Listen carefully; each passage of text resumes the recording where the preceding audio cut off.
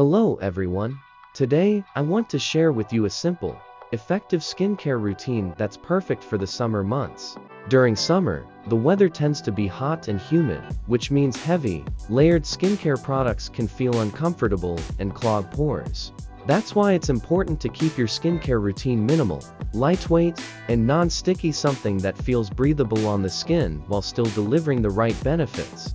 A good skincare regimen is typically divided into two parts: a morning routine focused on protection and prevention, and a night routine aimed at repair and rejuvenation. Let's start with the morning skincare routine. Begin your morning by cleansing your face with a gentle cleanser. One of my go-to options is the CeraVe Gentle Cleanser. It's effective yet mild on the skin. After cleansing, I recommend applying a hydrating serum. I personally love using the Cosrx Advanced Snail 96 Mucin Power Essence. It's packed with polysaccharides that attract water to the skin, helping to hydrate, plump, and soothe irritation. Just a few drops are enough to give your skin a healthy, moisturized glow, making it an excellent lightweight serum for the summer. Next, I use an azelaic acid-based cream that also contains ferulic acid and resorcinol. These ingredients work well to fade dark spots and help even out skin tone. I've personally developed some melasma over the past few months, and this step helps me keep it under control. However, if you have melasma, I highly recommend consulting a dermatologist to get personalized, prescription-based treatment. After applying the serum and azelaic acid cream, it's time for sunscreen, which is arguably the most essential part of any daytime skincare routine. The one I currently use and recommend is by Bella. It's SPF 35 with PA+++ protection. This sunscreen is light, non-greasy, and blends into the skin beautifully, which is crucial in hot weather. It contains chemical UV filters such as octinoxate, avobenzone, and oxybenzone, along with soothing ingredients like aloe vera, glycerin, niacinamide, and avocado extract. Now, regarding oxybenzone, there has been some concern over its safety. Studies suggesting it may be a hormone disruptor were conducted on animals in very high doses.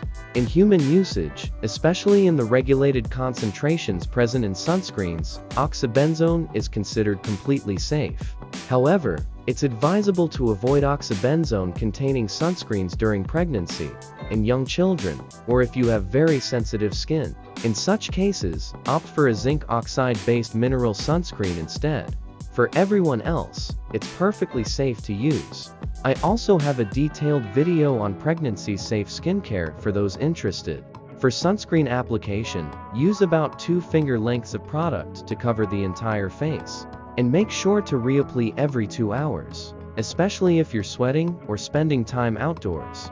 The Bella sunscreen I use also provides enough hydration, so I often skip an additional moisturizer in the morning. However, if you have dry skin, you can apply a moisturizer after your serum and before your sunscreen. I've created an in-depth video on choosing moisturizers for every skin type, so be sure to check that out for specific recommendations. That wraps up my morning routine: quick, lightweight, and protective. Now, let's move on to the nighttime skincare routine.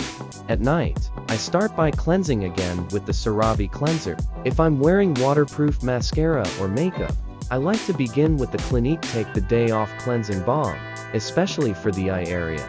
This step helps dissolve stubborn makeup, and I follow it up with the second cleanse using the same gentle face wash.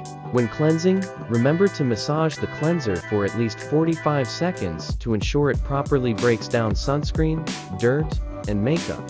Once my face is clean, apply an antioxidant serum. Really like the Bella Peach Boost Serum. It's a lightweight, fast-absorbing formula that works to combat oxidative stress and dark spots.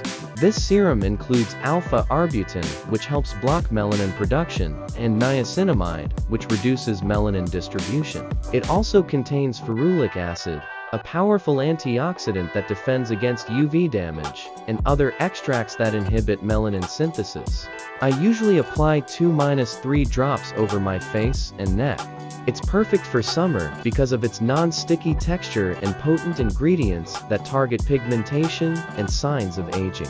After the antioxidant serum, I move on to retinol, which is a gold standard in anti-aging skincare. I use a pea-sized amount of the Ready Bright cream and apply it evenly over my face. It's important to start slow with retinol. I recommend using it twice a week initially, then gradually increasing the frequency based on your skin's tolerance.